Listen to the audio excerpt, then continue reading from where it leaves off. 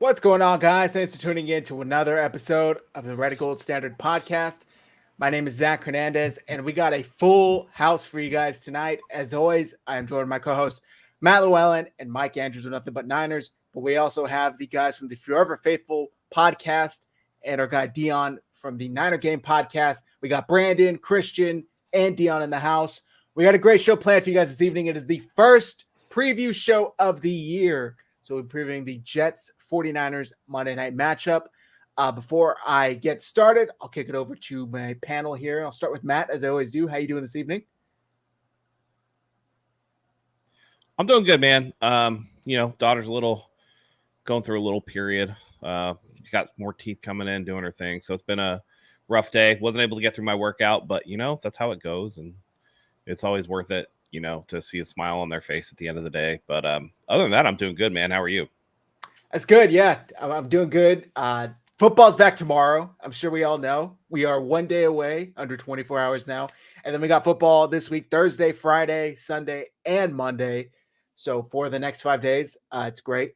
Mike, how you doing tonight? All is well, man. Done my bowling league again. Tonight kicked off our official winter league.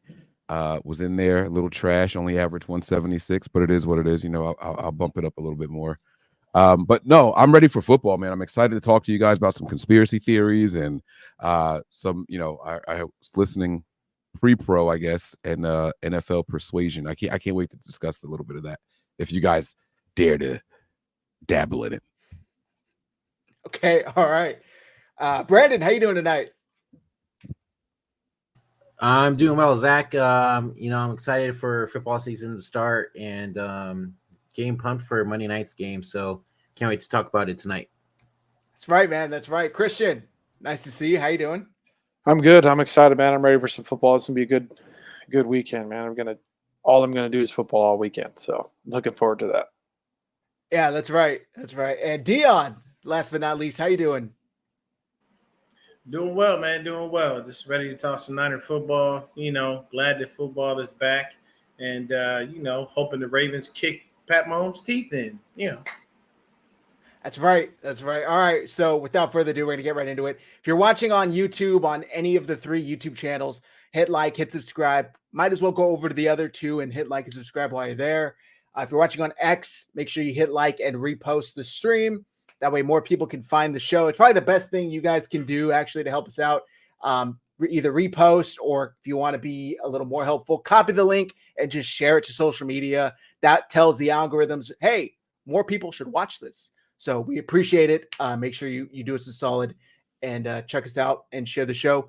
But like I said, we got the preview show tonight. First one of the year, so we are all hyped. 49ers, Jets, there's so much to get into. Obviously, Brandon Ayuk got signed. Trent Williams got signed since the last time we recorded, which I believe was Sunday night. Sorry. So that's great. The 49ers are all set. Matt, I'm going to throw it back to you. What are you looking forward to seeing the most? Maybe keeping a close eye on the most in this Sure. I think the biggest thing to keep an eye on, obviously, is going to be the 2 players that are coming back a little bit, tardy to the show. We saw it last year with Nick Bosa when he had his contract holdout. Took him a while to get going. You wonder what kind of shape Brandon Ayuk's going to be in, what kind of shape Trent Williams is going to be in. Less so with Trent Williams because he's such a consummate pro after 15 years. He's been doing this for a long time. But Ayuk, the goal is to stay healthy and kind of work yourself back into football shape. How's he going to handle contact, not having taken any contact in the offseason? What's that going to look like? And then what's it going to look like for the rest of the offense? We saw, some of the offense, the first team offense struggled a little bit at times in the preseason just because they didn't have all their guys out there, whether it was the line, whether it was, the wide receivers or what have you. I think it's easy for people, to always give Brock Purdy crap for, he's got so many people. But at the end of the day, he didn't have a lot out there in the preseason. So you get those guys coming back. And then I think beyond that, Christian McCaffrey, what's he going to look like after missing all of training camp, essentially with calf injury? So. Yeah, those are big storylines, definitely. We've seen, unfortunately, the last 2 of these holdouts would Debo and Bosa affect the player heading into the season? Mike, I'll start with you.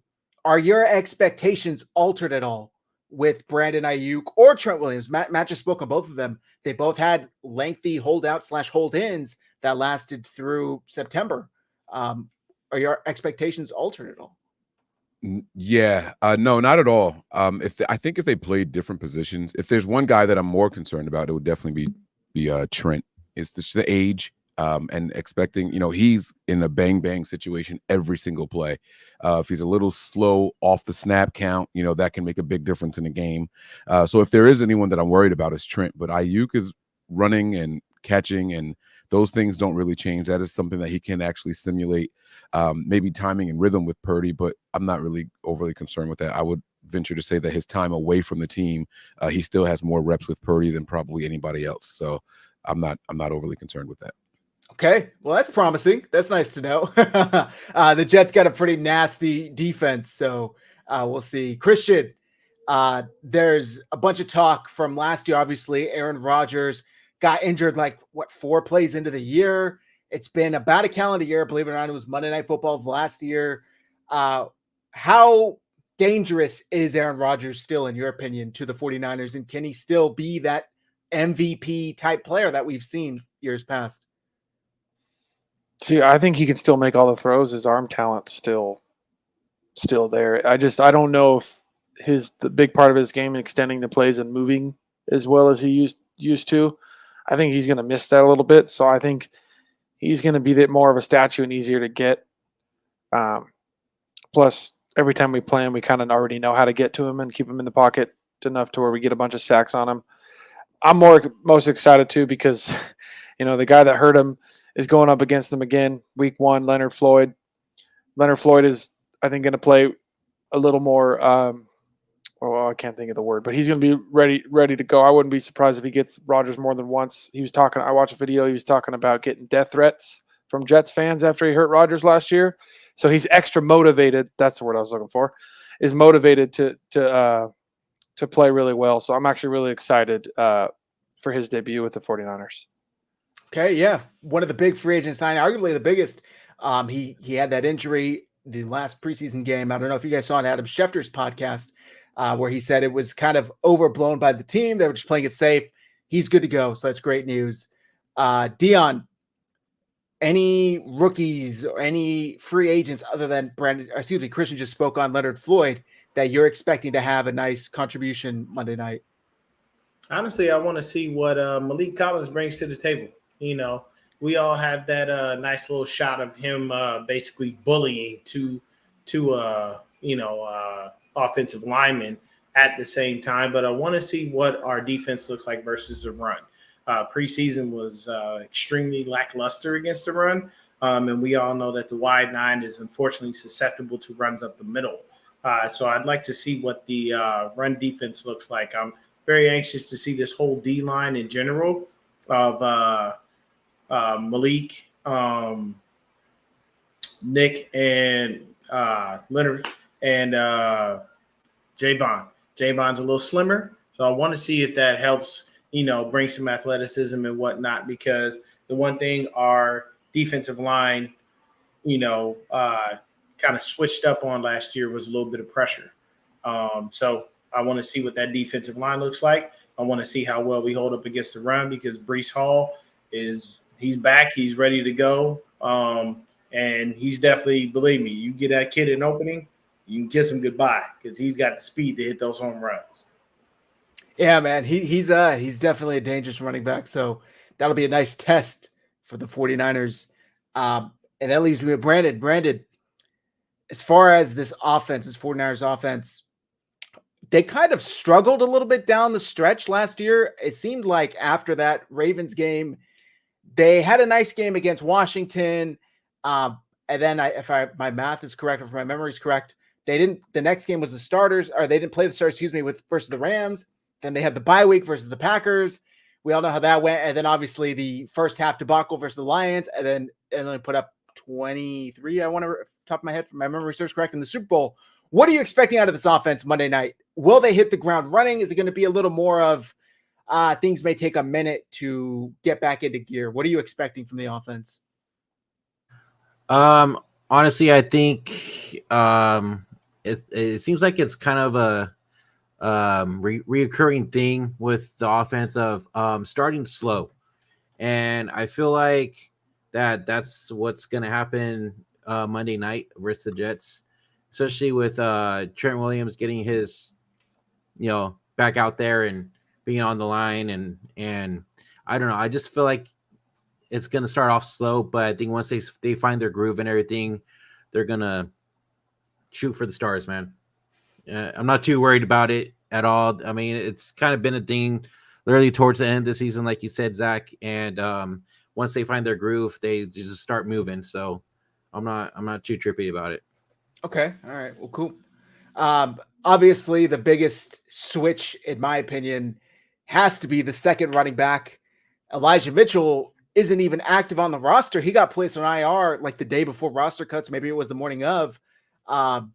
So it is now Jordan Mason, which I know all six of us are extremely excited. I think all six of us have been calling for Jordan Mason to get more touches. Zach, Yeah. I got a question for you. How is that different from last year? I guess it really isn't, other than according to a piece of paper that said it was. There you go. But yeah, good point. Because Christian McCaffrey almost never left the field, right? So I think he had like 400 touches last year. But hopefully Kyle has some confidence now that RB2 in Jordan Mason can give him some nice production. I'm really excited to see what he can bring. But let's do more of like a standard preview show like we would. Well, we'll do offense versus defense, defense versus offense, and flip side. But let's start with the 49ers offense. Mike, I just spoke with Brandon a bit about it, but what are you, maybe I should ask this way. What is a main key to victory for the 49ers on offense? Yeah, they're going to have to establish the run game and do it early. That Jets defensive line it should be respected. They have arguably one of the best defensive tackles in the NFL. He's going to be going up against a rookie right guard for the 49ers and a average center, so it's going to, the like Dion alluded to, the rushing attack didn't seem, overwhelmingly like, wow, like look at that, we're back. Like we were wowed by individual players and plays, but not necessarily the blocking and all that. So they're going to have to get that ball going on the ground and see what it looks like with Christian McCaffrey back there, right? Like we haven't seen him. You guys were talking about Trent Williams and Brandon Ayuk, right? But Christian McCaffrey hasn't done anything all off season as well. And if he's going to be the bell cow behind some makeshift offensive line and Trent being rusty and the new rookie out there and all, it could be a little bit of a disaster. So that's what I'm looking forward to. Got to get that run game going. Yeah. Okay. Nice. Just reading some of the comments here. Retro Gamer, great point, Brandon. I think the offense will start slow at first. Once they get click and get into the rhythm, the Niners will dominate. Mason, a grade A dog. I just hope Kyle doesn't overuse CMC and use all the players. Matt, I'm going to toss it back to you. Still on offense, is there anything that Mike didn't mention maybe that the 49ers need to do to win? Yeah, I mean, beyond establishing the run, you have to involve, the passing game to help that run get established.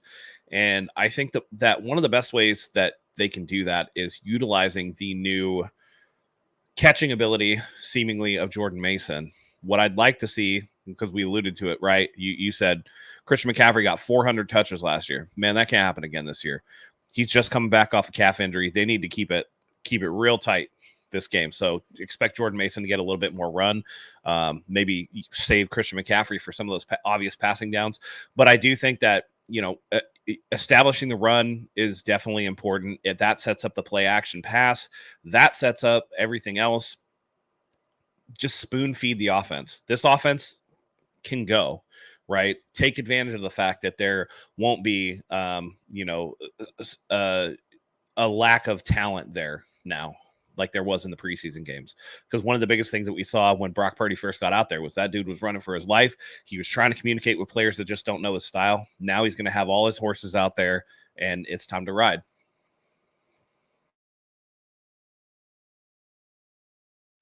You're on mute, buddy. Appreciate it. Thanks, Mike. That's a good point, Matt. I think it's going to be interesting to see exactly what this offense looks like. Unfortunately, we're not going to see rookie Ricky Pearsall for at least the first 4 games. He was placed on the NFL injury or non-football injury list, so he will at least minimum of 4 games. However, the 49ers do have another rookie receiver in Jacob Cowing, who recently changed his number to 19, which I think looks great on him. I was a fan of the 83. I feel like maybe some receivers need to stick back to the 80s after going back to like the teens, but I like it. I think he's still a cool 19. Dion, any chance Cowing gets some action? Do you think it's way too early? Historically, Kyle doesn't really give rookie receivers the rock early on. So do you think he'll need to prove himself, or do you think maybe he's done enough in the preseason to get some touches here week 1? I would say Jacob Cowing, if you see him, you're probably going to see him on special teams. I don't think you see him outside of that. Just once again, just what you alluded to, Kyle doesn't necessarily trust rookies like that.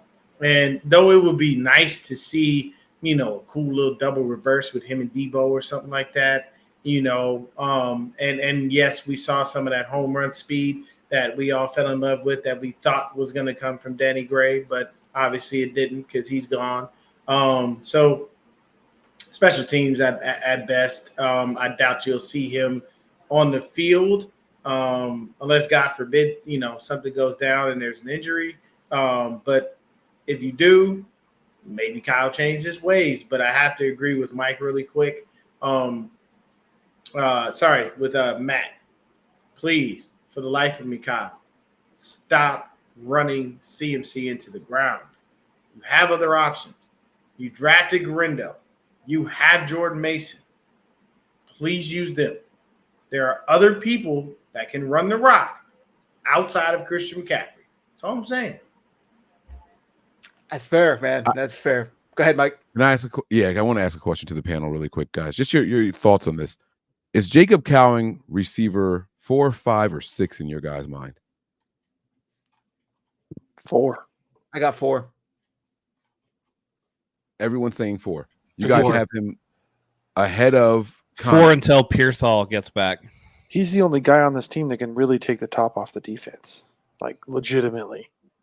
If he's running the safety has to come and cover it, dude. He can outrun any of those DBs. And Purdy can actually have the arm strength to get the ball deep. He's gonna get a couple of those this year. If Kyle agrees with you guys, we should see some maybe no targets, right? But he should get on the field at least at some point. No, he'll get on the field. I think he's a punt returner. He's like shiny new toy for Kyle. Like, I know you say Kyle don't like the rookies, but this guy with the speed and what he can do, Kyle's like, oh, I can dial up some crazy stuff with this guy and have fun with him. Is he punt return or kick return? I know it's one of the two. He's punt return and Mason is kick return because everybody's saying the kickoffs are like running plays anyways. Right. He's going to take a punt return back this year once he starts to get more comfortable. Here's the other thing I'll say. Cowing took number 19, so maybe Kyle is going to have another brain fart like he did with the coin toss in the Super Bowl and be like, "Oh shit, yeah, I'm gonna run it for him." Oh, shit, that's not Debo. Oh man, so we'll see. I don't know what we know what Conley is, and Conley is a guy that's going to get you one catch every like 4 games. Yeah. Why not try it with? If you're getting down to the fact that you have 4 wide receivers on the field, you really shouldn't get to that point very often. Honestly, those are plays that you just like move Christian McCaffrey out of the backfield and keep George Kittle on the field. You know what I mean? Like, you're not really getting to your 4th wide receiver a ton in this offense. That's true. And speaking of wide receivers, I'm seeing a bunch of comments in the chat saying how Ayuk is going to cook Gardner. Christian, I'm going to throw it to you. We've had some conversations off the air of Ayuk's expectations, maybe his early production after his hold-in. What are your expectations for Brandon Ayuk fresh off that 4-year, $120 million contract? And after your answer, we got to get to the super chat. So what are your expectations for Brandon Ayuk versus Sauce Gardner, or really just the Jets DBs in general, but specifically, obviously, the marquee matchup, BA versus Sauce? You'd like to think his route running is still going to be as clean as it is normally. I mean, missing camp, I don't know how much it's going to affect him. We'll kind of have to see. I think Sauce is, one of the best corners in the league, but I think when it comes to Ayuk's route running, he can get open on any corner. It doesn't really matter. So as long as if his route running is as clean and crisp as it normally is, there shouldn't be any reason that he's not open. I mean, if you watch his tape, he's kind of always open because his route running is so clean. So I would expect him to still be open. We'll see how much he gets the ball, how things go that way with him missing camp, stuff like that. But I would assume he's going to be open. I don't think Sauce is going to shut him down. Okay. Anybody disagree with that? Anybody think Sauce is going to pose a soft disagree? I think that again, Ayuk is going to be a focus of more than just Sauce Gardner, because I don't know, man. Like on the other side, I said this last week. The Debo ain't getting open against nobody, so they got a problem on that other side of the ball. They got to get Debo in a position where he can get the ball in space, a lot like they did, in the NFC Championship and against Philadelphia Eagles, where you're running like jailbreak screens and stuff for him. Because if you're relying on Debo Samuel to beat DJ Reed, I think that's who their other corner is. Like you got another thing coming, dude. Like I just don't see it. I think Jennings doesn't get enough credit for he can beat some of these corners. Sure, but again, you got Debo, who might not be able to get open. Juwan Jennings, that's fine. But then if Brandon Ayuk is rusty at all, then you're looking at Sauce Gardner probably going to clamp him up. So you just got to be careful. Again, it's early in the season. You got guys coming back from not having been in training camp. They're coming back from injury. Again, older guys. You got guys like we saw with Nick Bosa last year. It took him a while to come back. And that's somebody like Nick Bosa, who's the biggest workout freak in the world, who has insane technique. And it took him half the season to get going. So I think we take it a little bit for granted that Brandon Ayuk's just going to be able to come in and cook right away. I think that's maybe a little bit of an unrealistic expectation. I would actually look more for George Kittle to be the impact maker. But again, he's coming off of an injury in the offseason too with that core muscle surgery. Mm-hmm. So the 49ers really have a lot of work to do. And the more that they can get the ball out in space to their playmakers, the better off they're going to be, because just trying to run a vanilla offense against the Jets, I don't think it's going to work. I think Shanahan really needs to dial up the magic here for them to have success. The Jets are going to be a top 5 defense in the NFL this year, guys. But that goes back to Cowing too, for being able to take the top off the defense. You want them out there because they have to worry that, this guy can run by me. Mike? Go ahead, Mike. Sorry. No. No need to apologize at all. I like Matt trying to create a little bit of doubt and, nerves, right? We shouldn't be overly confident going into this game, but I completely expect the Niners to dominate this team. Robert Saleh and Kyle Shanahan know each other very well, and I think one knows one better than the other. With that said, though, the last time we saw Kyle play call, he was trying to make his wide receiver 3 the MVP of the game. Now, I heard someone say that, Jennings can beat some of these guys. Jennings can beat some of these guys out of breaks, but let's be very clear. He's not running away from anybody. He might break a tackle. He's got a mean-ass stiff arm. Like, I'd hit him if he stiff-armed me the way I've seen him stiff arm other DBs and safe. Like that is not, it's mad disrespectful. I'd hit him, right? But maybe this is the kind of game where Kyle continues to try to catch people off guard with Juwan Jennings, or maybe a Cowing, or maybe a Mason, maybe some weird formations or something like that. Kyle's got to do something this game to give his veterans the time to get back into football shape. A lot of these guys didn't do anything throughout preseason. So use the young rookies and the new faces, the third, fourth year guys that have been working their way up the roster depth chart. See, I like how you say that, because I didn't get a chance to chime in based on like what I want to see the offense do. But going off that, that's what I want to say is that the Niners have to find a way to find an identity with like Mason in the game. Like the Niners haven't been able to find an identity when CMC's not in the game, right? So he's out. Defenses are like, well, we can play the run, make them beat us with the pass. We can play a certain way because we're not afraid. So the Niners have to establish an identity when Mason is in there. Mason can average 5 yards a carry, but they have to, have an identity on passing and stuff like that. So it's not just every time Mason goes in there, the defense goes, oh, well, we're just going to stop the run. You're going to have to beat us with the pass. We're not going to play the pass when Mason's in there because we're not afraid of anybody but CMC. And the Niners have to establish a way to make defense fear our backup. I think they will. I mean, I think Jordan Mason will prove to be a very formidable running back. Like I said, we got a super chat from our guy, Gray Fox 198. $10 says Leonard Floyd has the chance to do the funniest thing. Obviously, this is just a joke. Nobody is wishing injury on anybody. Thank you for your contribution, Gray Fox 198. It is a little strange, though. Like, it is a little strange. I don't know if you guys are superstitious or a little stitious, but Leonard Floyd, Monday Night Football versus Aaron Rodgers on the road. Mike? NFL persuasion. That's what I wanted to ask you guys. Like, what are the odds that the Jets, first of all, just get back-to-back Monday Night Football games in week 1? Just the odds on that alone. And then Aaron Rodgers having to go up against the specific guy on a completely different team, different conference, right? Like that took him out for the whole season on the 4th play of the game. Like, the odds of that have to be probably better than hitting the lottery. That is absolutely insane to think that that's happening like this. What if there is a little bit of like scripting? I'm not saying like predetermined outcomes, but what if there's a little bit of scripting? Like, what if is just me? I'm the only one that I'll take the bait. Obviously, there is scripting when it comes into week 1.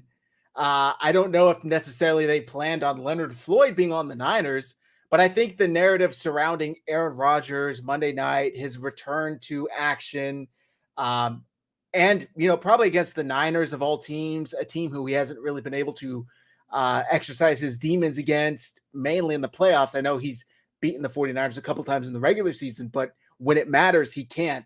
So I do think that all of those narratives were taken into consideration when scheduling this game. I just don't think they had any possible idea Leonard Floyd would also go and sign with the 49ers and make it that much sweeter. I don't know if anybody else has anything to add to that. They probably put it to Monday Night Football when they knew Floyd was there. They made the matchup probably way before, but then it's like, oh, Floyd's there. We got to have it. 100%. The first half, they're going to be talking about Floyd injuring Rodgers constantly on the broadcast. Floyd Rodgers is going to be constant, right? Yeah. And what last thing, and then go ahead, Brennan. Mike, does this answer your question with scripted persuasion stuff? Taylor Swift. Enough said. Dion, I think you were next, actually.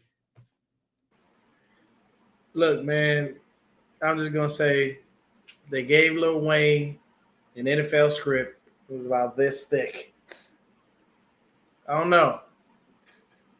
Travis Kelce gets put out there that him and Taylor Swift's relationship is fake and it's about to end. I don't know. Kansas City Chiefs have 7 Super Bowls with no holding calls. I don't know, people. It opens the door for conspiracy theories about these things. Because, like I was saying before we came on, it's confusing to me how the NFL has access to every resource you can think of to make sure these refs do their job properly, but yet and still they continually miss calls that are right there in their face. There's always evidence because we as fans from any team put it out there. Hey, this was holding. Hey, you missed this. And they say nothing. They continue to absolve the refs of any responsibility, and they allow them to just do whatever. I'll give you a prime example in a different sport, and I'll stop. Randy Orton lost to Gunther when his shoulder was up. And the ref was definitely right there to be able to count 1, 2, 3. And he saw it, and he still counted. So if he can make a blatant mistake like that, and Triple H comes out and goes, we're sticking with the ref. The ref's decision is final. Doesn't that tell you something scripted? Now, we all know wrestling is scripted, but think about it. That's all I'm saying. You said that the NFL gave Lil Wayne a script that thick. I love Lil Wayne. I'm not sure the man can read. That's all I'm going to say. Okay, I love Lil Wayne. I don't know if that man can read. Brandon, did you have anything to add? You ain't got to worry about that. He can rap. He can rap, and he doesn't write anything down. That furthers my theory behind it. He freestyles everything, so I don't think reading is a necessity in his lifestyle. That's all I'm saying. Brandon, Jeff, something to add? No, I don't. I honestly, we just continued on and I completely forgot about it, so it doesn't even matter. Yeah, no worries. Mike, did you have anything else? Has Hassan Reddick returned? Because No, he's sir. also the guy that injured Brock Purdy. So like, Nope. just Sir. the That's a great storylines point. are That's a all great here. Great point. I mean, listen, if they had opportunity to put Rodgers on Monday Night Football his first week back, they were going to do it. That's just this again, because it's against the 49ers, the schedule makers definitely picked this one out. And it was probably prior to Leonard Floyd, because the schedules that your opponents are set well in advance. They probably looked at it and was like, well, let's just do this right off the bat. It's Rodgers gets to come back. He was hurt 4 plays into Monday Night Football last year. Look at this come full circle. That's really the schedule making, like decision making of it or whatever. I ain't even going to touch the other shit. I'm really not getting into all that. You can tell us if you think Lil Wayne can read. Stop it.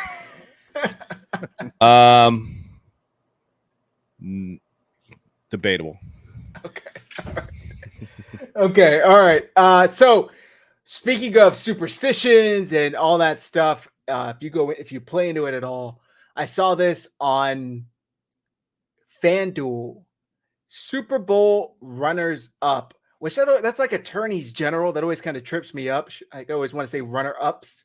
Runners up have gone 4-19 against the spread in their following week 1 openers since 2000. So of the last 24 Super Bowl losers, the following year they've opened up 4-19 against the spread. The 49ers opened as 6-point favorites versus the Jets. Now, riddle me this, because this doesn't make sense to me. You're 6-point favorites. I'm pretty sure this was already when this is prior to Ayuk. Okay. A couple weeks ago. So before Ayuk signed and before Trent signed, Trent and Ayuk signed, and now that's down to, it went all the way down to 3.5, and now it's up to 4.5. Yeah. So lost a point and a half. Oh, that's easy to explain, brother. Late money on the Jets. Yeah, the late money on the Jets. It's all the sharps waiting for everything to play out, and then they're like, oh, you're gonna give me 6? I'll take that. 6 in the first game of the season when both teams traditionally play like shit because it's right there at the beginning of the season. Yeah. I'll take 6. I'll take the Jets plus 6 or whatever. Yeah. Mm-hmm. Mike, you agree? I do. I think they do that to curb the betting. It's just kind of low hanging fruit, easy money. But against the spread, just want to be clear, doesn't necessarily mean the team loses, guys. So no, like they just don't win by 6-point favorites and they win by 5, they lose against the spread. So just keep that in mind, guys. So it doesn't mean that they're going to lose. I wonder what the win-loss type of thing is, because this is the second season in a row that the Niners are favored in all 17 games, right? So this is the second time that's happened. So I just wonder what the win-loss record is for Super Bowl hangover teams. I see you, Brendan.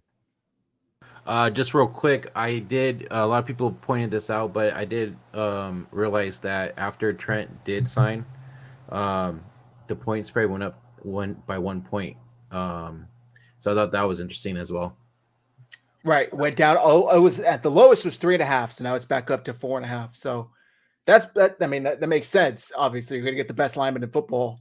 If Reddick, Trent Williams is only worth 1 point. According to Vegas, I want a refund. I want a refund. If Reddick was going to play and we knew for sure, it would change again. If they find out Reddick's going to play, they'll change it again. Have you seen all the 49ers fans in the replies telling him, take another month off? You deserved it. Take another couple weeks off, brother. You've earned it. Don't even worry about coming to work Monday night. I just find it hilarious. It's funny now that we're on the other side of it, looking at, you know what I mean? Like, we're not dealing with any of our own dirty laundry publicly. It's all taken care of. Now we can sit back and laugh at these bozos. Jamar Chase, Hassan Reddick. Although I did see Chase practice today. So we'll see about that. I want to ask you guys about and I'm going to say new look, even though there's really only one new part. New look 49ers offensive line. Who else is as excited as I am to see it in action Monday night? Obviously, Dominic Pooney is getting the start tomorrow night. The injury to John Feliciano kind of sped that process up. I think all 6 of us we're expecting Jarrett Kingston to make the roster as well, and we're a little shocked when he didn't, and then ended up getting claimed. I forget, Carolina, I want to say he got claimed by. 49ers are stupidly trying to sneak him on the practice squad, but it is what it is. What are you guys expecting out of Pooney, the rookie, tomorrow night? The Jets have a pretty nasty defensive line. Are you expecting him to hold his own, or is he going to have his ass handed to him as a nice welcome to the NFL moment? Whoever wants to take this one. I'll go. Being honest with you, I expect Pooney to go out there and ball, man. If there's one thing, that you can take from Trent Williams is when he gives you a little bit of praise, you run with it, And they did ask him in his most recent interview who he saw that made an impact. One of the guys was Malik Mustafa, just because, we all know this guy is chiseled like an Adonis, pause. But he did say Dominic Pooney. And what we saw from Pooney, I don't expect Pooney to go out there and get broke off. Do I expect him to get beat at least once or twice? Yeah, it's going to happen. Everybody takes their lumps as the offensive lineman, but I don't expect Pooney to go out there and fail. What I'm looking at right now is the defensive line for the Jets, and it says Jermaine Johnson, Javon Kinlaw, Quentin Williams, and Michael Clemens. And I'm sorry, I like Javon Kinlaw, but I've seen Javon Kinlaw get punked. And if he's anywhere near Dominic Pooney, I don't know how strong he's going to be. So for me personally, I expect Pooney to go out there, ball. Do I expect him to have maybe a mishap or two? Of course, these are lumps that everybody takes. But I don't expect anything less from this offensive line than greatness. I expect him to go out there, show up and show out. Trent, yeah, you're going to knock off a little bit of rust here and there, but he stays in great shape, And if you've ever seen any workout video from Trent Williams, it's freakish that a man that size is that nimble. That should not be possible. The stuff that he does is just insane. But I expect the line to be great. I expect Pooney to go out there and show why he earned that spot. Very well said. If nobody else has anything to say on the offensive line, go ahead, Christian, then Mike. I'm just saying, I just want to see if Pooney actually having some structure right there at the right guard, does it help McKivitz at all? Do we see a little bit of improvement with McKivitz because he has a little bit more structured and like somebody who's actually can hold their own at the right guard spot? Is he able to play a little bit better? I probably not, but I'm kind of hoping that we get to see a little bit of improvement from him having somebody right guard that's a little bit better at their position. Okay, yeah, that's kind of Matt's whole like Quentin Nelson, Mike McGlinchey theory, where maybe he'll look better with a teammate better. Mike, do you have something out here? Yeah, I do, man. Pooney's about to get worked. Now, here's the thing: he's gonna take his lumps and bumps as he's supposed to. My opinion. It may not result in 2 or 3 sacks given up or anything like that, right? But you have Quentin Williams, who is like salivating right now. You have a guy in Javon Kinlaw who was motivated to go up against his former team. He knows his offensive line. He knows who these guys are. He's gone against them in practice for like 3 days because he couldn't stay healthy. But he still knows who these guys are. He knows their ins and outs. He knows how they operate. He knows the scheme that he had to go up against practice in every day. Pooney's going to get worked out there. And the way the faithful overreact to offensive linemen, now because they already like him, they'll be like, oh, it's okay. He was a rookie. Like, it's all right. But if Pooney has the type of game that I expect, and his name was Mike McGlinchey, oh, it'd be pitchforks and a line outside with, torches and all. So he's going to have that kind of game, just not going to be discussed that way. When McGlinchey is like a 5-year pro and was drafted 11th overall, he should have higher expectations than a rookie who was drafted in the 3rd round. That's all I'm going to say with that one. So, yeah, I even gave Colt McKiv shits 2 years before I started talking about him. So I can't with that, man. Yeah. Some guys just come in and play really well. A famous draft custom Ryan, Creed Humphrey. That dude just came in and mauled, right? Sometimes these guys just fall through the cracks for whatever reason. Dominic Pooney from Kansas, not traditionally a powerhouse NCAA school. Maybe that plays a part of it. Maybe the fact that, he stayed in school maybe a touch too long. Who knows? But the fact of the matter is he's looked really good in the preseason. And some of those games were against starters. So I don't expect him necessarily to get worked, but I think he's going to be solid. This was a guy that I really liked them drafting to begin with, and I'm going to ride that. I think he's going to do really, really well and make Feliciano expendable. Oh, okay. Oh, All right. Just real quick. I say if he does get worked, it'll probably be in the beginning of the game, and then once he's like calmed down with the nerves and everything like that, I feel like personally, I think he'll be fine, especially against Quentin Williams. That's just me though. But it's going to be a great matchup to see if that's the case. He's got a good first test on his hands, that's for sure. Last question on the offense here. Brock Purdy finished last season as an MVP finalist, did receive some votes. First full season, first full season, but he still didn't have a full off season leading into last season. He finally has had that. He had a full off season. He looks yoked. His arms are big. His thighs are big. I don't know if you guys caught his interview on Rich Eisen. He sat down with Rich Eisen, I want to say yesterday, the day before. Really cool interview. The kid's just so humble. Hard to not root for him. What are your expectations for Purdy? And this is going to sound like a stupid question, how much does the addition of Pooney and that offensive line solidify and get just a tiny bit more, maybe extend your expectations or alleviate your expectations a little more, if at all? Whoever who has some thoughts on Brock Purdy. Mike?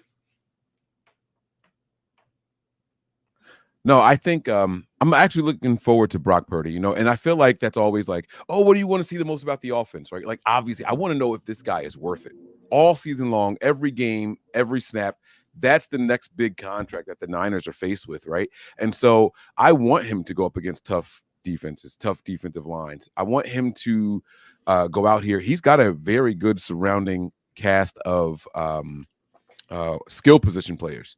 Maybe not the best offensive line in the world, right? But it's definitely not the worst. I want to see what he can do. Let's see if he can elevate some of these guys.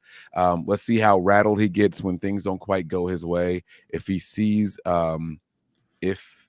Reddick coming back, like, oh shit, like what? I'm all right. I'm okay, right? Like, those are the things that I want to see. I want him to be tested, and I want to see like not postseason Brock Purdy, except the Lions game.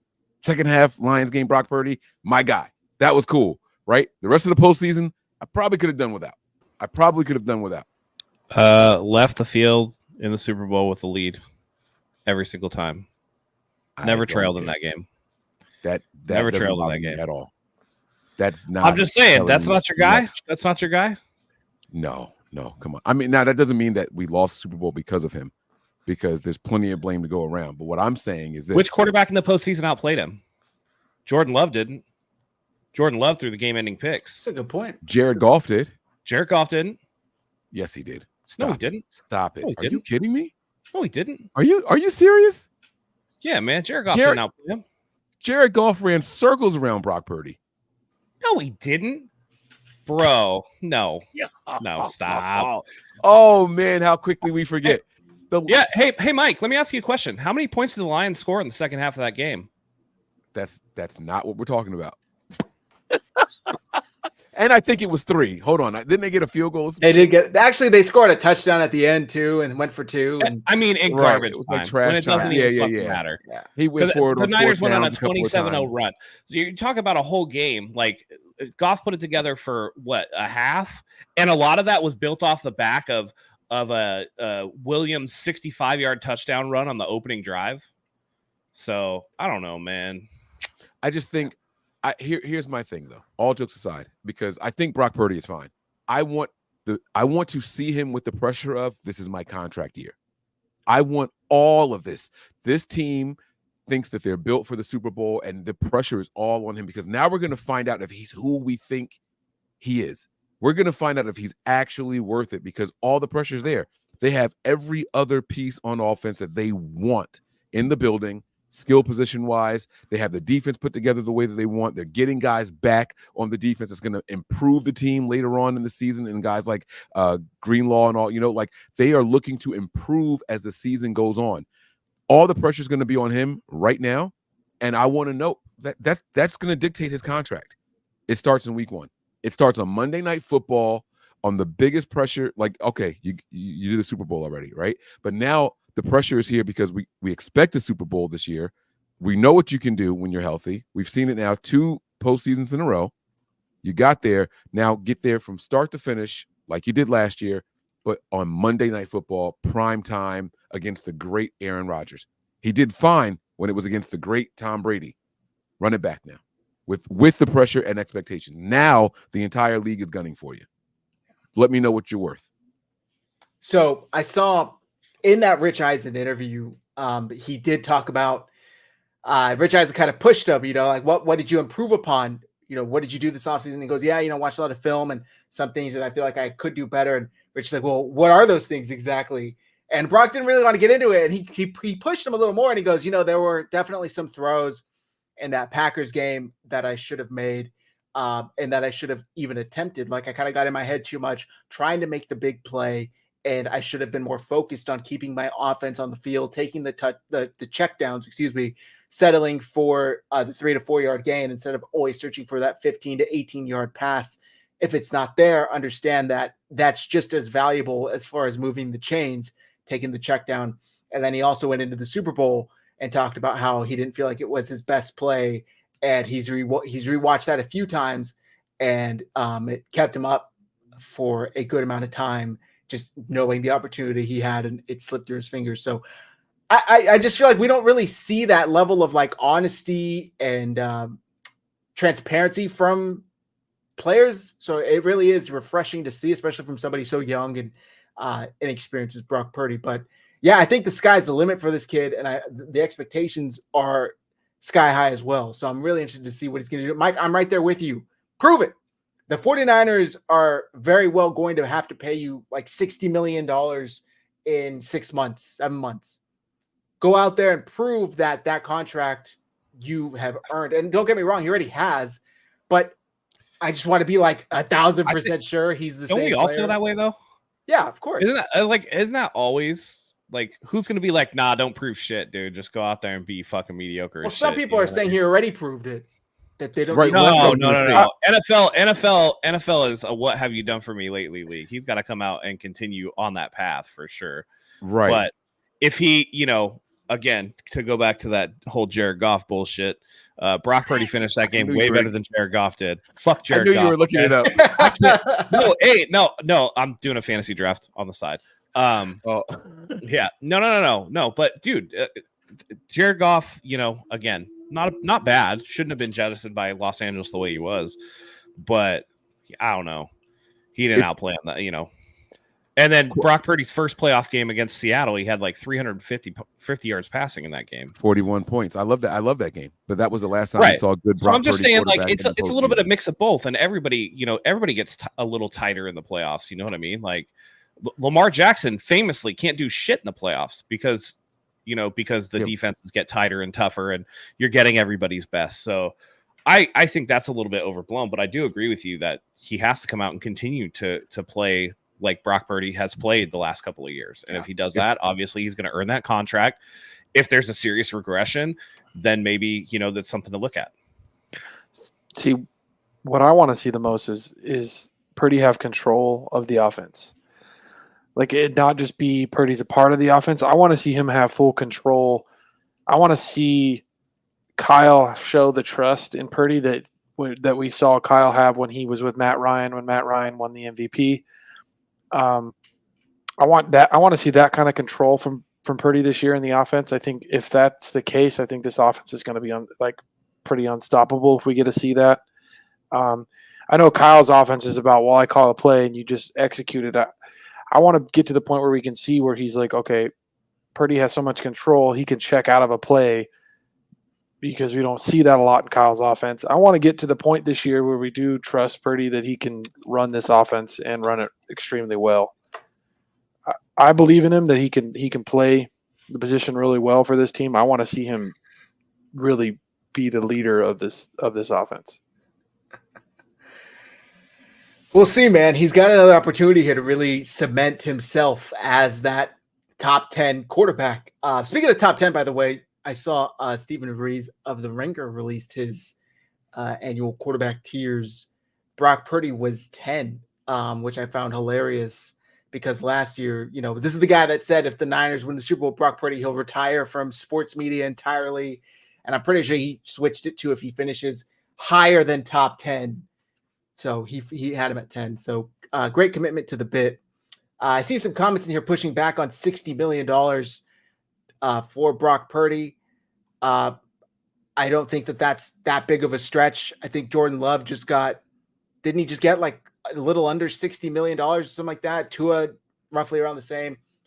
There may be a couple more contracts, including 55, Dak. 56, something like that, right? Thank you. Yeah. So by the time any other contracts happen between now and next offseason, the number very well could be in the $60 million range. I will say that out of everybody in the NFL, if there was one guy that I was like, this dude would take a discount for the team to be able to like restock it would be Brock Purdy. He just seems like that dude that listen, fans. No. I think Brock Purdy like that. I know his agent's not, so that shit ain't gonna happen. But Brock Purdy's that down home farm kid that's gonna be like, well, I don't need 60 million, 50 million's plenty for me. Gee golly, like that's, and then he doesn't talk like that. I just, he is that like again. What was the big criticism of him during the bye week? Yeah, Matt. That he went out there and was like tilling his field on a John Deere tractor. You know what I mean? Like that's the type of dude that would be like, I don't need every red cent. You know what I mean? Give me 2 cows. It's not like Brandon Ayuk who went up to the fucking podium and it was like, yeah, I definitely made the end of those negotiations more difficult than they needed to be. You know what I mean? Like shit, man.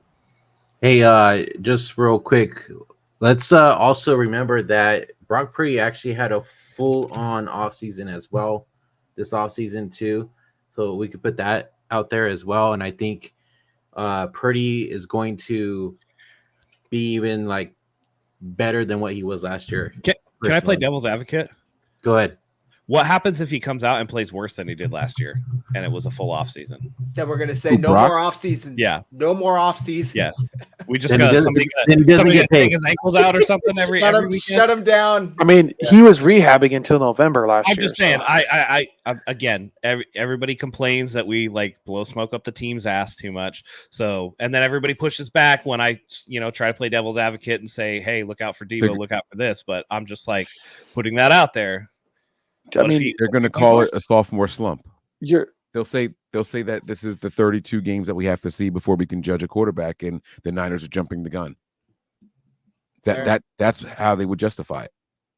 Do you guys doesn't mean that it's right, but because I don't think Brock Purdy's worth $60 million right now. I don't. If you look at the guys, never mind, because it's not fair because they don't make their contracts right. Because I don't think Trevor Lawrence is worth it either. Right? Neither was Jordan Love. Right. Yeah. Like Burrow is. Jordan. I don't even know if Burrow is. I think Burrow is super similar to Brock Purdy in the NFL. He's surrounded by an amazing supporting cast, and no one talks about it. Why? I don't know. I don't know why no one. It was Brock Purdy's not really that good. It's because of Debo and Kittle and Ayuk and Christian McCaffrey. Right? You can do the same exact shit. They have 3 number 1 wide receivers on that team. Mixon was over there as well. They have a better offensive line than the 49ers. How is it that it's Brock Purdy isn't this good, but what? They didn't have a better offensive line. Wasn't Joe Burrow getting sacked like crazy a couple years ago? His rookie year. Yeah, but then they spent a ton of money on that line, dude. And a top pick. A ton of money. Yeah. It still didn't really protect him, even though they spent that money. Now, I will say give Burrow a little bit of a pass because of the multi. I mean, that dude's injured every fucking year, it feels like. So for holding on, he gets beat up though. The 1 year that he was healthy, they went to the Super Bowl. You know what I mean? Like, because he had the calf injury and the wrist injury, and he had the ACL his rookie year, and blah blah blah blah blah. That was the year that he got sacked the most that Super Bowl year, right? But he stayed healthy. That's what I'm saying though.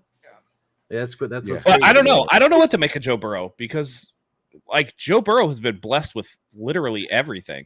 He played with Jamar Chase and Justin Jefferson in college. Like, what the fuck, dude? To be fair, his offensive line cost him the Super Bowl the same way Purdy's did. I still maintain that the defense cost the 49ers the Super Bowl. They had to make one fucking stop and couldn't do it. Bosa just stays home, doesn't crash, keeps the edge on that 4th down play where Patrick Mahomes kept it and gets to the corner. Anyway, I don't Yeah. want to throw stuff at my wall. But that's why we won't see wide 9 anymore, because of shit like that. The 49ers have installed actually 5-man fronts, so we should see actual running defenses on running downs. We saw some of that last year, and I want to give kudos to Steve Wilkes for implementing, a couple of different things that it seems like the Niners are going to hold on to. The 5-man front along the defensive line, and I think Steve Wilkes should be praised for what he did with that secondary last year. That secondary was far more impressive than the defensive line, in my opinion. And hopefully that trend continues on. So I know we didn't really talk about our defense versus their offense. Yeah, let's but get right into it. I'm looking forward to that as well. Let's get into it. Go ahead.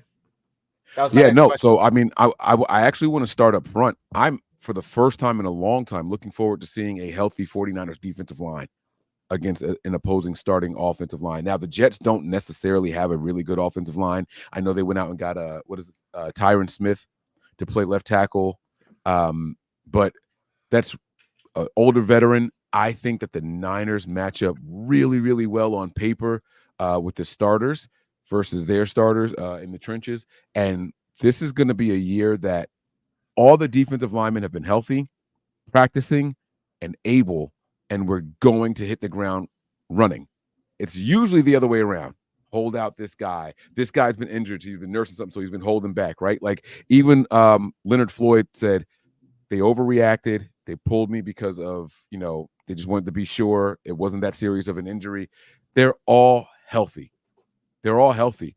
Leonard Floyd's not going to be the best guy against the run, but that's not what they brought him in here for. Set the edge if you can, but go after the quarterback. That's what we want you to do. I can't wait to see this defensive line against a middle of the pack offensive line. That's what I want to see to start the game. I mean, Floyd's probably Bosa's best running mate he's had since what's his name? Ford. Well, we barely got a CD Ford. I was going to say Buckner, but They had a his season rookie together. season. Okay. Ford and both. I think 2019, right, was the only year we got out of D Ford.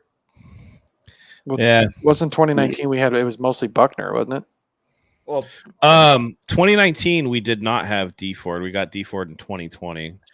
Yeah, I was yeah, say you're right. You're D right. Ford was on the Chiefs in After the Super 2019. Bowl. it was Bosa's rookie season. We had Buckner and Bosa, and Buckner absolutely killed it that year. D Ford with the Chiefs cost us a championship. No, I'm just kidding. Yeah, I'm looking forward to the defensive line too. I think they added some, not only quality but also depth as well. We're talking about Gross Matos there.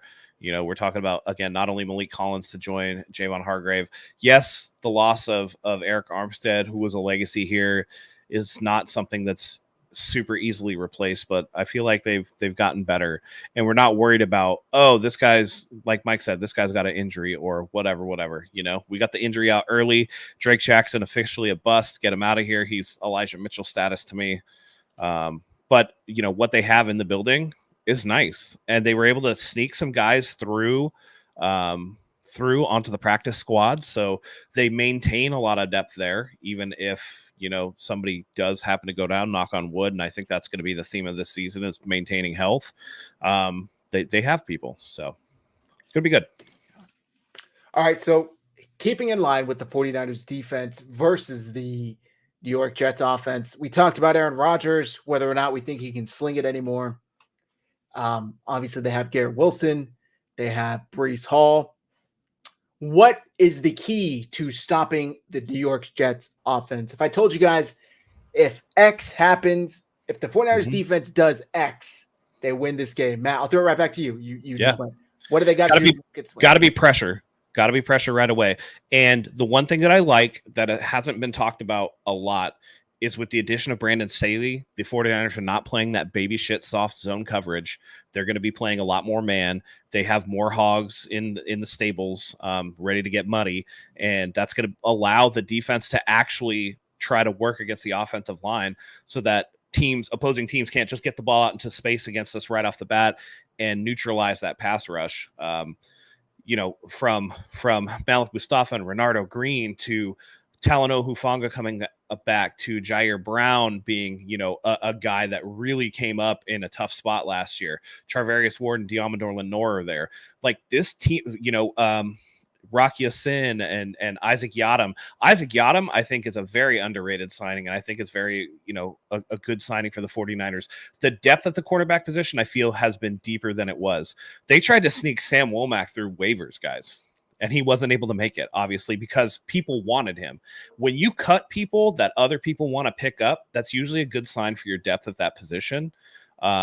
With the exception of, like offensive, defensive line, just because everybody wants to pick up at those spots because it's thin to begin with. But at the corner position, if you're cutting guys that people actually want to pick up, that's a good sign. So being able to give the defensive line a touch more time to get home, I think is going to be the key. Okay. Great point. So pressure. By the way, I think this is like the first time under Kyle Shanahan that we are possibly seeing, and stop me if you guys disagree, possibly seeing a change in defensive philosophy, coverage over pressure. It seems like this is the first time they've invested a little more in the secondary than they have in the front seven. It's almost like they finally started listening to me when I said, dude, you guys got enough in the front end. Like, get some people that can cover, and this thing will all come together. I think, honestly, with health, if they stay healthy, this has the potential to be a top 3 defensive unit in the NFL. And that's what's going to win a 49ers a championship. We know the offense is going to be fine, but the defense being absolutely, locked in the secondary, you got D Winters coming up and trying to make a name for himself. You have Devondre Campbell, who can hold down the fort until hopefully Dre Greenlaw can come back and show some stuff. And then you just have All-Pro Fred anyway. But really that secondary, if they can cover, this team is going to be a top 3 defense in the NFL. Yeah. Can Bosa break the sack record if his DBs can actually get him some coverage sacks, which he's never been able to get really from our DBs? I expect him to be closer to 18.5 than he will be to 10.5 like he was last year. He'll be back up to the numbers that he had, prior to last season when he held out. It's really interesting to see, really exciting, because they drafted 2 DBs. You got Mustafa, you got Green. By the way, Renardo changed to 0, which is dope as well. Mustafa, I think, changed to 43 or something like that. What are you guys? Mustafa? Yeah, the number? Oh, no, he changed to 6. 6. And Renardo Green is 0, which is pretty. Thank you. I like that number for Renardo Green. 0 is pretty savage. I like it. Throwback. Thank you. I had Sorensen on my list, and I'll start with this question for Matt. Do you think Nick Sorensen, the 49ers defense coordinator, would dial up some blitzes? Maybe more inappropriate situations. I don't think the 49ers are going to become like a super blitz heavy team. I don't think that they're going to become a team that blitzes. You still have, again, the right players to work the quarterback and work the offensive line up front.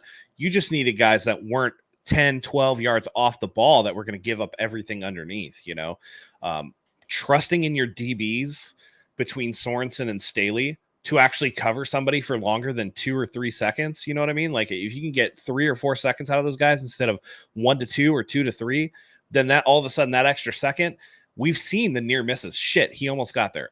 He almost got the quarterback. Now that extra second becomes, boom, got him. Boom, third and 11 or third and 12, and then you're turning the ball to the other side of the field, and the 49ers offense gets to work. It's just something that you just need a little bit of a different look. You can't just do the same thing every time. I think Sorensen, in appropriate situations, hopefully will throw those up. But that's the big unknown, right? We don't know what Sorensen can do as a defensive coordinator, and I think it's fair that he has to go out and show it, not just what we speculate it'll be. Don't you think when fully healthy at linebacker, I feel like we are able to blitz. When you get Greenlaw back, who is extremely fast and I think tenacious for the blitz, and then a healthy Winters, who's also extremely fast. When we do blitz, we'll have a better opportunity. Here's the thing, though. Why has Patrick Mahomes' yards and touchdowns gone down over the last couple seasons? Because nobody blitzes him anymore. Oh, okay. Right? Brock Purdy, great against the blitz. Some of these great quarterbacks, you don't necessarily have to blitz them. What you want to do is have 7 out there playing coverage and taking away the field, right? If you can put your corners in man coverage and then rely on maybe a middle third for a linebacker, and then you got, deep halves for safeties or whatever. Now all of a sudden it's really hard to get those big wide open spaces that we've seen teams have before, and you're allowing the defensive line to get home on the quarterback without worrying about giving up something over the top. So I think, again, when appropriate, blitzing is really good. Everybody knows cover zero in times is appropriate. We saw that in the Super Bowl. Obviously, the Chiefs were like, hey, cover zero on this goal line. They got to get the ball out quick anyway. They're not going to have time to develop these routes, especially in that no man's land where they're at like the 7-yard line. It's not straight up goal line, but it's not, there's still limited space to work. I think that that's when it works out to your advantage. But otherwise, I don't think that they're going to run it a lot because you don't necessarily want to. So is anybody here worried or maybe has a bit of doubt in Nick Sorensen, especially in his coaching debut, going up against an offense like the New York Jets? First time DC. I know he's played a lot. He's coached a good amount too. But does anybody here have any doubts in his ability to step up to the job? I mean, the 49ers haven't had that much luck. They struck gold on Saleh, struck gold on Ryans. And then, unfortunately, last year, you could say they struck gold on Wilkes when it comes to the DBs, but maybe overall, I think the proof is in the pudding. He wasn't brought back. Mike, I see you unmuted yourself, so please. Yeah, I think Wilkes is probably the only one that the Niners weren't happy with their production. And we also got to remember that Robert Saleh, while he did work his way up through the ranks here, he wasn't a home run straight out the gate. There were people calling for Robert Saleh's head very early. Yep. Remember when he used to drop defensive ends into coverage? Yes. Yeah. Like that pissed off a lot of people. Watching him. Or what about that 3rd and long defense where it's like prevent defense in the first quarter? Yeah. And it's like and we always gave it up by 2 yards. And eight guys like near the first down marker, and then you just try to run up. Yeah, I agree with you there. So, some of these things take time. I think one of the things that is going unchecked maybe this offseason is the 49ers taking their coordinators and giving them a second set of eyes, a second set of ears, and even another conscious to reflect off of, right? Kyle Shanahan, for the first time in his career, relinquishing play calling duties, although just in preseason. As the offensive coordinator, he's got someone else calling plays. What does that mean, right? You go out here and you get Nick Sorensen, but you bring in Staley to be that guy that he can lean on. What does that mean? I think all of a sudden they're saying, hey, maybe just one set of eyes or one thought process isn't enough. Let's see what happens when we can spread it out. Maybe this is Kyle learning from having to do this checks and balances system with Steve Wilkes and saying, I don't want to have to be that guy. Let me get someone else in here to do that so I can focus on this. And maybe I'm over focusing on this, so someone else should be here to check me as well. I think we're seeing some growth in the front office and not just on the with the roster. So I think it can all work out. I think that we have to be patient with Sorensen. I think he's going to get too much credit at times. I think he's going to get too much blame at times also. Okay. I think that Mike hit on something that I was going to touch on is the fact that Sorensen not being on his own is super important. The fact that they brought Staley in, and Staley gets the runaround, and Staley gets, a little bit of shit because of how he performed in Los Angeles with the Chargers, some of the stuff like running the stairs before the games. But his last season as a defensive coordinator was for the 2020 Rams, where they only gave up 18.5 points per game, only 281.9 yards per game, and only 190.7 of those in the passing game. So this dude, as a defensive coordinator, has pedigree. And to get that guy with the experience as a second set of eyes, I think is very, very smart to help show Sorensen, a young coach by all accounts, the ropes and get him up to speed.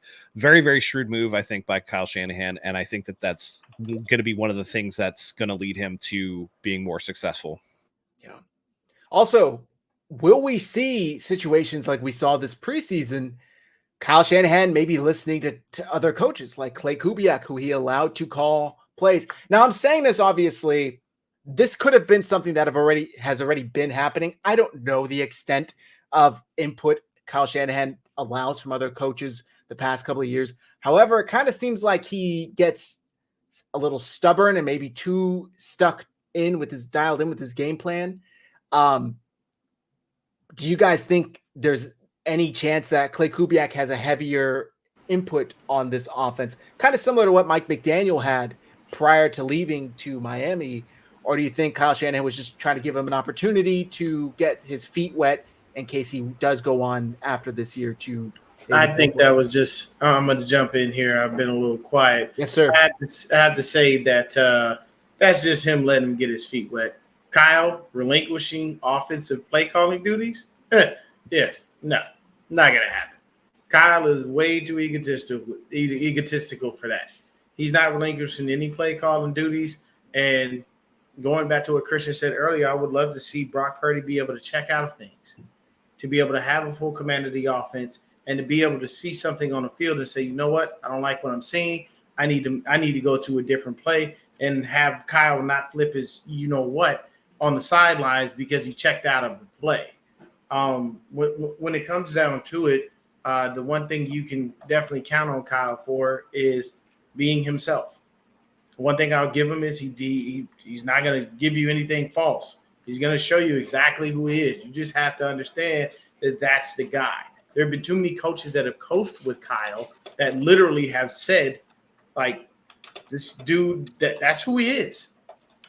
Like, if somebody shows you who they are, take it for what it's worth.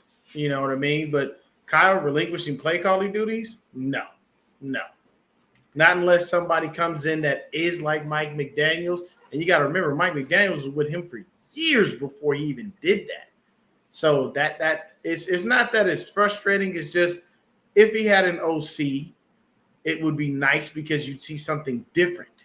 And also you might see more of a rotation of players instead of there being such a heavy focus on just one person, but I think that's just him getting his feet wet there.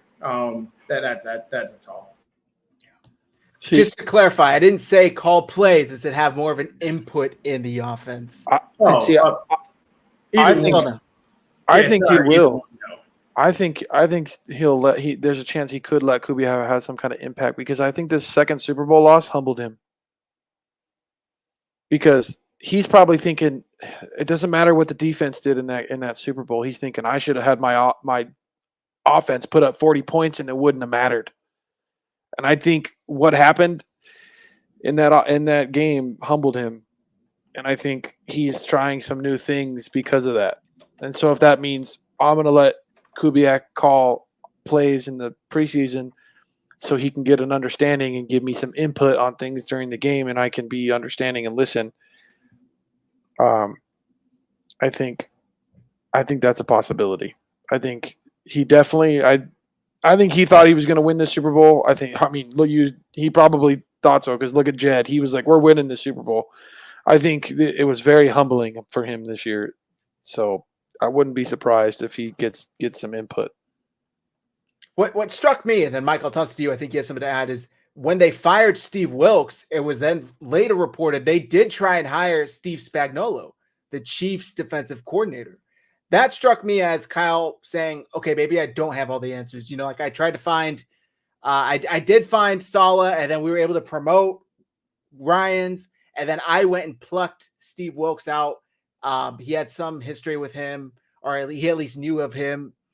And maybe he thought, okay, clearly I can't get it. But Christian, I think that's a great point, because at the end of the day, he is the offense, and the offense went out in the Super Bowl and put up 22 points after averaging close to 30 points a game when we're talking about starters. If you would have told all of us the night before, that Saturday before Super Bowl Sunday, the 49ers are going to put up 22 points, I think all of us would say they lose. So hopefully he's humbled. Hopefully he takes that into consideration moving forward and has a little more input. Brandon, you have something to say? Yeah. Do you think that's why he kind of offered a job to Bill Belichick too? I think Bill would have been more so on the offense, but that does play into maybe Belichick on the offense? Sorry, I said defense. Oh, okay. But that does play into maybe he figures I don't know everything, right, and I need as much help as I can get. Real quick, guys. Let's hijack the show for the fucking baby in the chat who needs something corrected for himself, who couldn't wipe the Cheeto dust off his fingers fast enough to go to fucking Google. Like, dude, this is we're an hour and 15 minutes into this show. Okay. I said something that wasn't accurate. How many times are you going to type in the chat that you need it to be super accurate, bro? Like, you've never misspoke? Like, you're holier than thou. Do you have nothing better to do? Now I'm stopping the show for all 5 of these other guys because you're like, fucking corrected on the show. Fucking corrected on the show. Wait. Here's the best part. Matt hasn't corrected shit. He hasn't said what it's about. I love it. And I'm pretty sure I was the one that said it, but okay, sure. Yeah, go up. Go up. So go back, have fun, listen to the show, keep crying about stupid shit.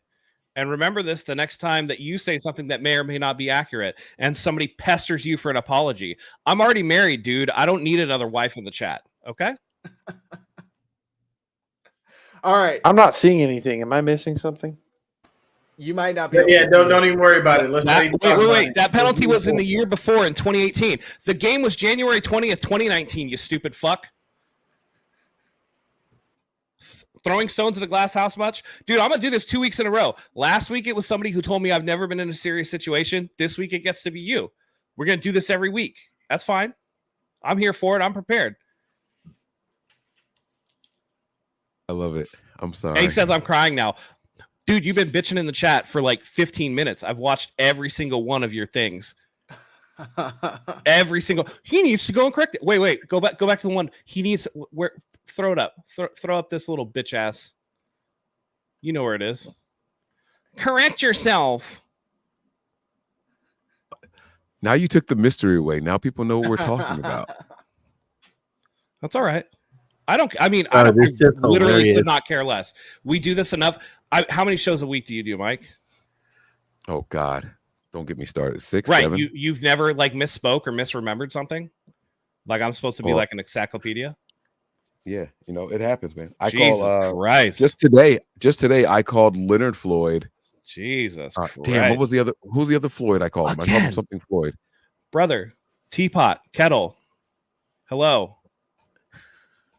All right, you can't tell me I'm whining and do it in the chat. Never mind. All right, I've held this up enough. We'll get back to the show. Sorry, it was just like a like that little itch that you can't get in the middle of your back. I needed to scratch that shit. Correction. So I think legally you have to go and like and subscribe to the channel now, because we stopped the show to give you what you wanted. So there you go. All right. So going back to Kyle Shanahan changing his ways, Mike. I think did you have anything to add on that? Has the thought sailed? Is it gone?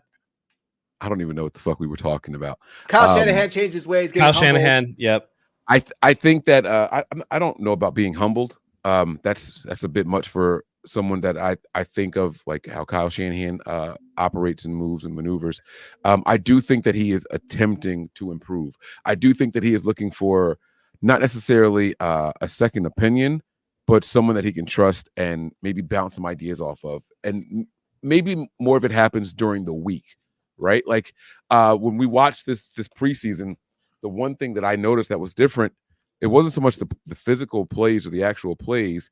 It was more so how aggressive they were at the end of halves, right? Like how they were kind of doing the 2-minute drill. They get the ball back with 1 minute, 23 seconds, and they're using timeouts early, right? That is like the opposite of how Kyle Shanahan has basically operated his whole time here. He's like, yeah, I'd rather just get out of this situation safely.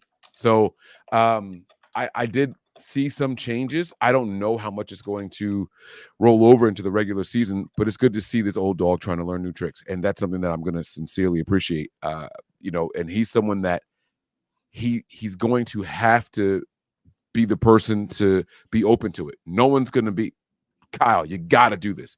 Jed's not going to tell him and force him. John Lynch isn't going to tell him and force him. His dad's not going to tell him and force him. Right? Everyone can throw these suggestions at him all day long if they want to, but he's going to have to be the person that's open to it, because every time there's some scrutiny, every time the 49ers lose a Super Bowl, the motherfucker gets another extension. He's not worried about going anywhere. He has no incentive to change. He's got no incentive. Oh, you didn't hear, Mike? You didn't hear? Oh, don't get me. You didn't hear, Mike? Oh shit!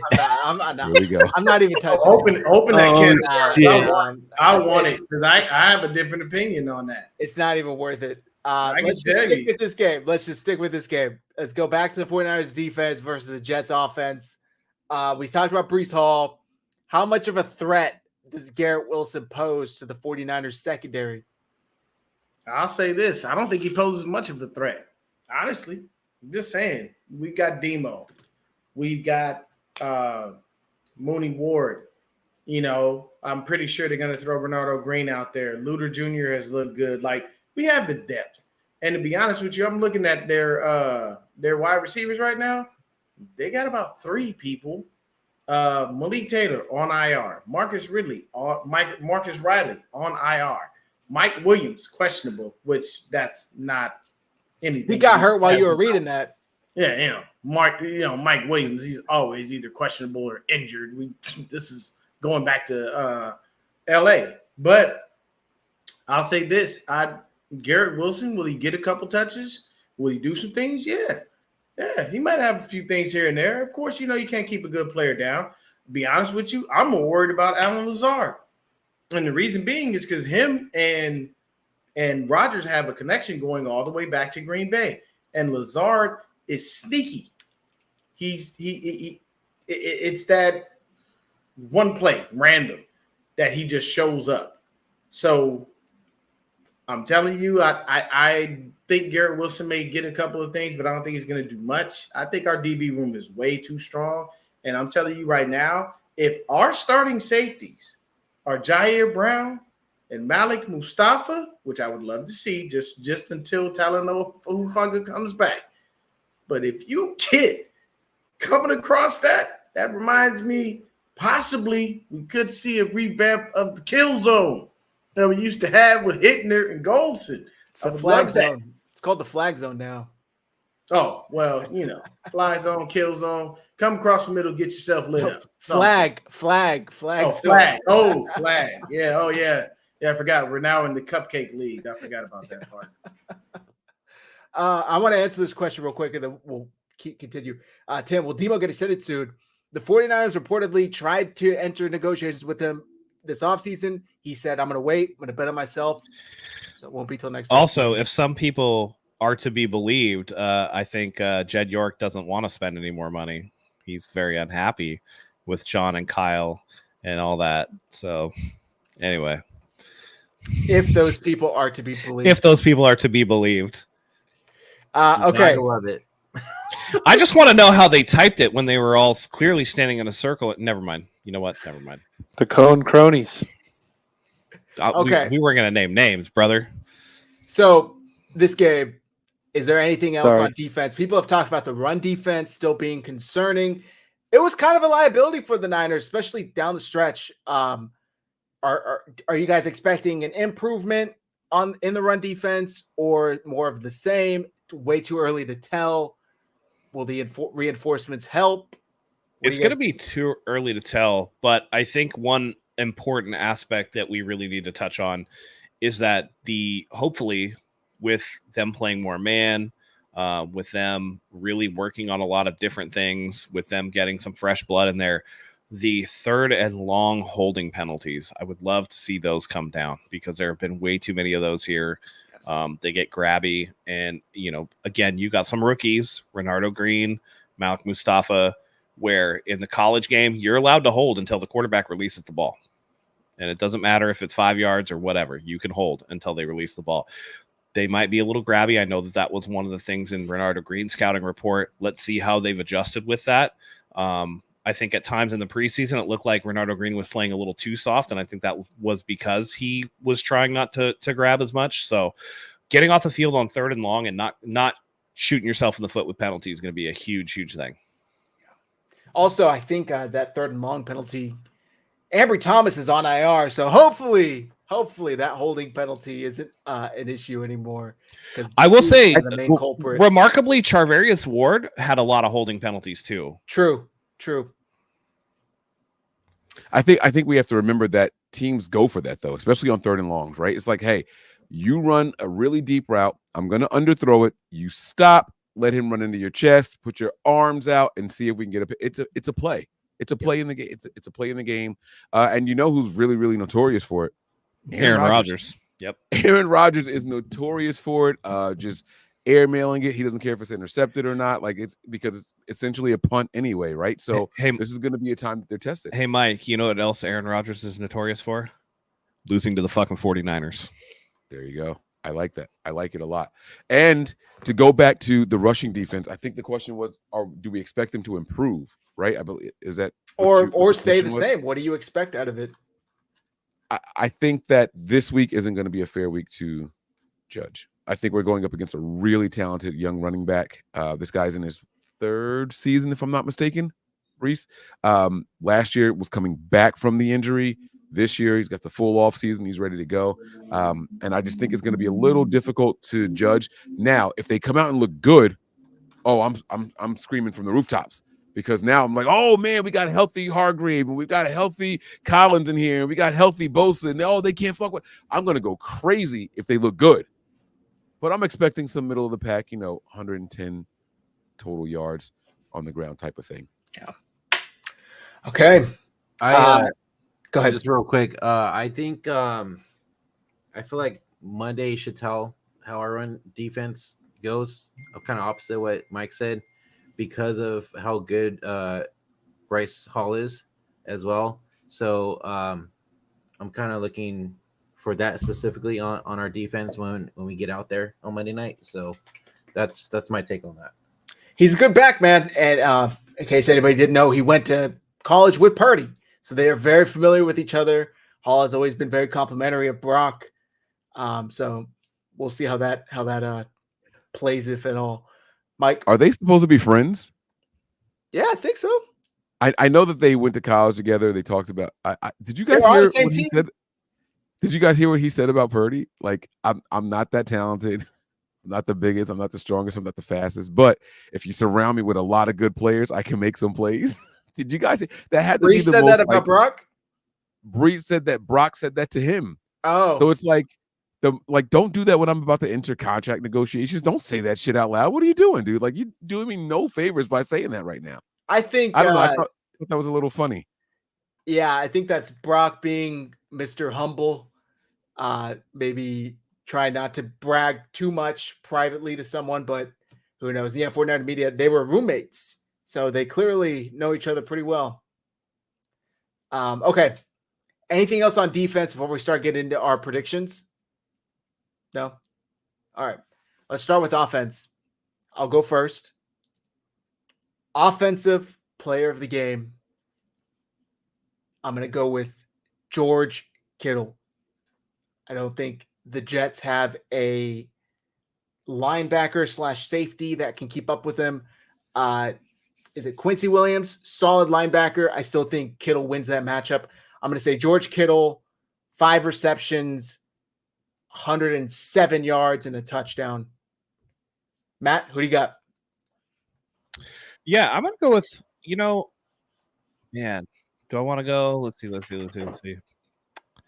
I'm going to go with Brock Purdy. I think Brock Purdy is going to show out just like we talked about, right? You want to show up on Monday night. He showed up against Tom Brady, right, Mike? You want him to show up against Aaron Rodgers. I think he's going to do that. I think he's going to have close to 300 yards, and I think he's going to have 3 touchdowns. Damn. Christian, who do you got? I'm going to go Mason. I think he's going to get a lot of playing time, and I think I'm going to say Mason because I think he's going to average 5 yards, but on the 3rd and shorts, on the goal line, I think he's going to get the ball, and that guy, every time he breaks, he never gets tackled on first contact, and he always falls forward. He's going to be extremely helpful on the short yardage game. That's going to get us first downs and things like that. So I'm going to say Mason just because he keeps drives going. Okay, Brandon. I'm going to say CMC. I think he goes for over 150 rushing yards and like 3 touchdowns.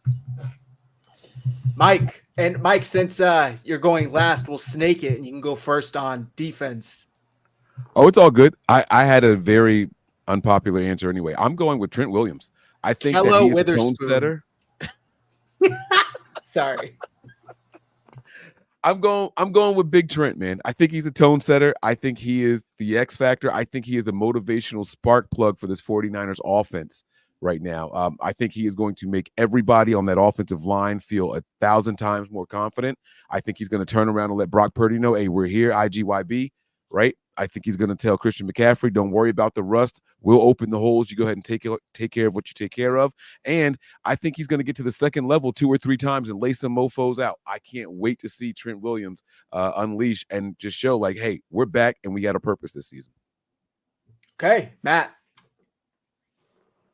You already know what it is, man. I got to keep it going. It's 2024, but it's the first game of the season. So Nick Bosa, 3 sacks and a forced fumble. You already know, man. Every week, every single week. Let's go. That's right, Christian. I'm going to go Demo, dude. He's getting a pick, possibly a pick 6 in this game. I know he wants one. He really wants that pick 6. So Okay, I like that. Brandon? All right, I want to spice it up a little bit. I'm going with Green. I say he gets 1 pick 6. The rookie, okay. I'm going to have, I was going to say history repeat itself. Maybe I should say that. Leonard Floyd, we started off the show with talking about all the weird, lineups with this year and last year. I obviously don't think Raj is going to get hurt. I'm knocking on wood right now. I don't want it to happen, but I'm going to say Leonard Floyd, opposite of Nick Bosa. Maybe he doesn't get the double teams, benefits a little bit from that. This is a true NFL top-tier pass rusher, and I'm going to say 2 sacks and a forced fumble, kind of a little baby step down from Matt's prediction of Nick Bosa. But I got Floyd for my defensive player of the game. Let's do final score predictions. What? Are we missing something, Mike? Yeah, I don't really think Akella Witherspoon is my defensive player of the game. You said that, not me. I'm going with Devondre I told you to go Campbell. twice. I'm going with Devondre Campbell, old man Cam, against his former quarterback. They played together for a season and a half, guys, in Green Bay. I think he gets a pick for his 8th one in his entire career. The 31-year-old is going to come down with the ball, and I think he's going to have a really solid game in run support. Devondre Campbell. I didn't think you actually – I was joking about Witherspoon. I didn't realize you. No, I told know, you to go off. I totally forgot you did it, so my bad.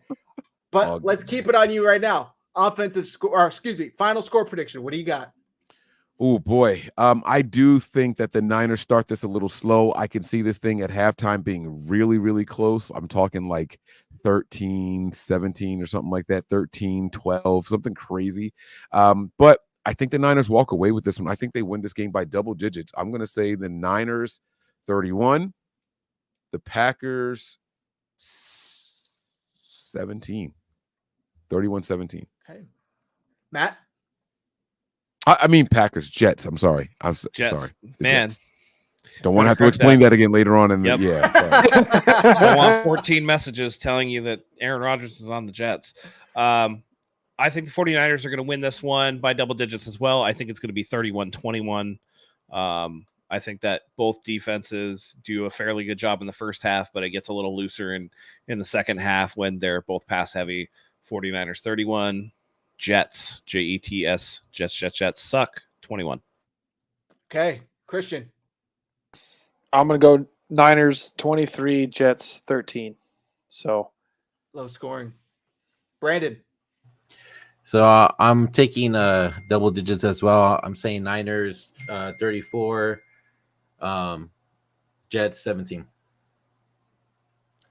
I got the Niners in overtime, 25-22. I'm just kidding. That's just a repeat of the Super Bowl. So I'm not doing that.